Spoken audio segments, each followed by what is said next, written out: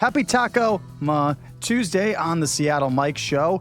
Week 15 of the NFL is behind us. Flood warnings are ahead of us, mostly as a result of collective Patriots fans crying. We'll hit the biggest stories around the league and definitely some fresh takes that McAfee would never give you. But let's begin with the home team that beat McAfee's team. The Seahawks beat Grandpa Rivers' offense after challenging themselves to win without a red zone appearance nor a touchdown.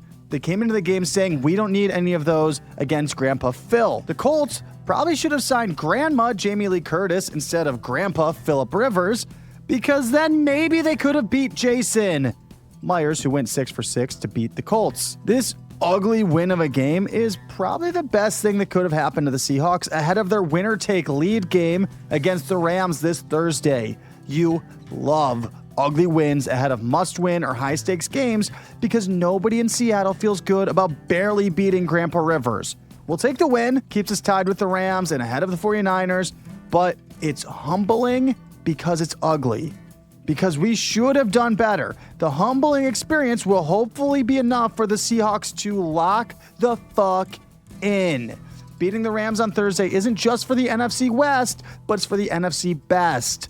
Winner has lead over the NFC. And if you didn't know, you probably should know, but if you didn't know, number 1 seed gets a first round bye in the playoffs. They also get home field advantage throughout the playoffs. Thursday's game is going to be like Phillip Rivers' waist size on Madden. Huge. But bringing it back to the Colts game, a lot of people are blaming Clint Kubiak a little bit too much for the offensive play calls against the Colts. Look, offensive line didn't play very well. They admit as much post-game. Sam wasn't doing them any favors. There were several times he could have just thrown the hot route, gotten 4 to 7 yards. You do that consistently, it pushes the defensive line back and opens up the running game. So I can't really blame offensive play calls when the players aren't executing. It needs to be better on Thursday, but I don't think the calls were the issue. Defensively, I don't know why the Seahawks weren't blitzing more and putting Rivers on his ass. He was only sacked one time, and he sacked himself, which was hilarious. I don't know if the Seahawks were worried about elder abuse charges or something like that. Do you make Grandpa sign a waiver before that game? Look, at the end of the day, the Seahawks beat a team they're supposed to beat.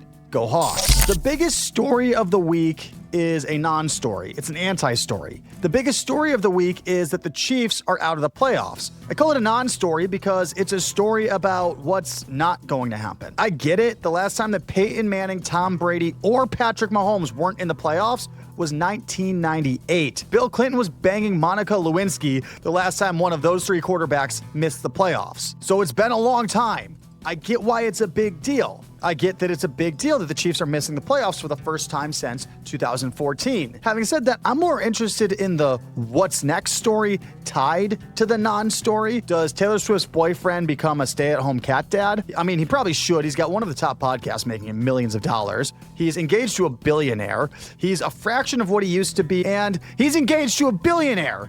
Did I say that already? Dude, do you have a blank space up there? Marie or Juliet before somebody speaks now, because I don't know, more Taylor Swift references. I know Chiefs fans have teardrops on their guitars, but a rebuild right now is not a bad thing. Patrick Mahomes is 31. That means he's got 13 more years on the Phillip Rivers scale, or if he doesn't want to get fat for 5 years, 14 years on the Brady scale. The Chiefs have to make changes right now anyways. They're projected to be negative $34.4 million in cap space in 2026. That ranks them 31st. Only Dallas has a worse cap situation at $36.5 million.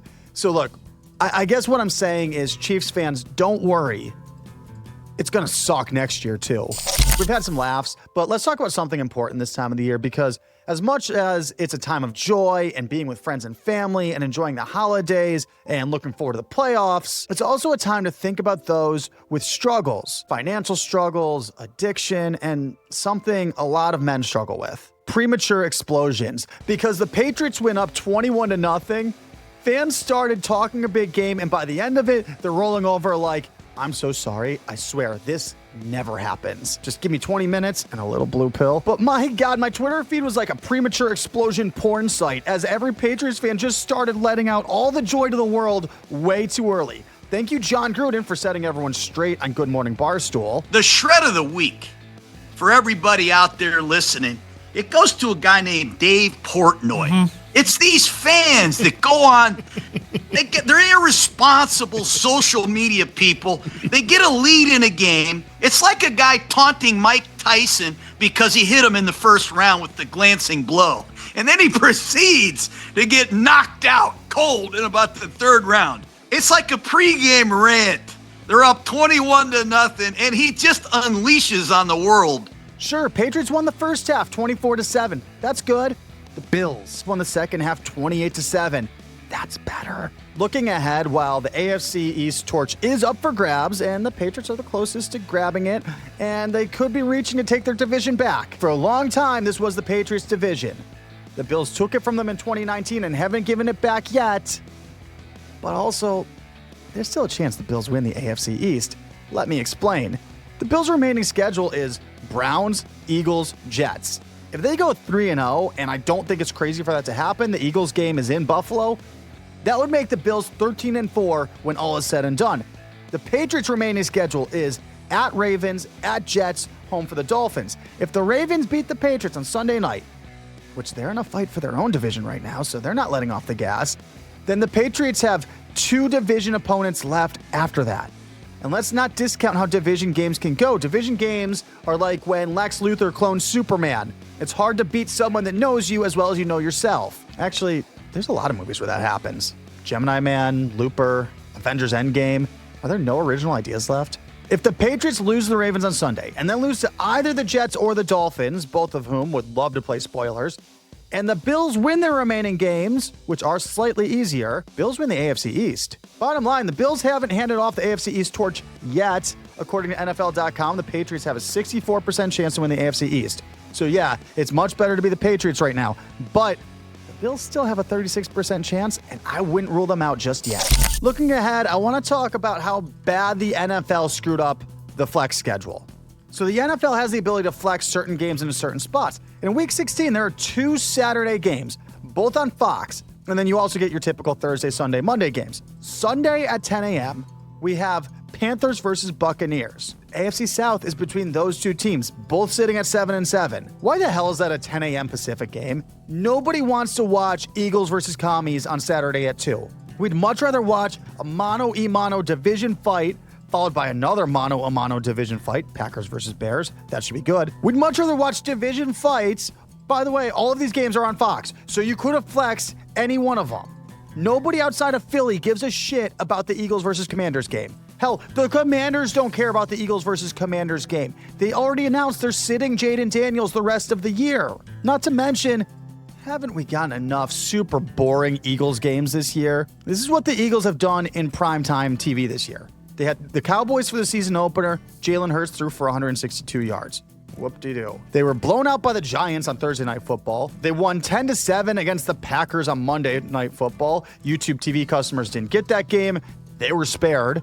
The Eagles lost to the Bears 24-15 on Black Friday. And okay, fine, there was a Monday night game against the Chargers that went to overtime. That was kind of fun. They did lose, but at least it was fun. I'm just so sick of the Eagles, guys.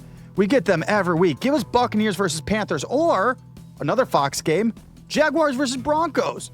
That's a much more compelling game. Put one of those on Fox on Saturday. Get the Eagles-Commanders game out of there. It's ridiculous. I'm sorry, Eagles fans. I'm rooting for a Commanders blowout victory. It's the only way that this game's going to be entertaining at all. A 14-10 Eagles win just isn't going to be very much fun. Let Marcus Mariota cook. That's going to wrap up this Tuesday episode of the Seattle Mike Show. Please remember to like and subscribe. I'm Seattle Mike on the mic. I'll see you guys on Friday.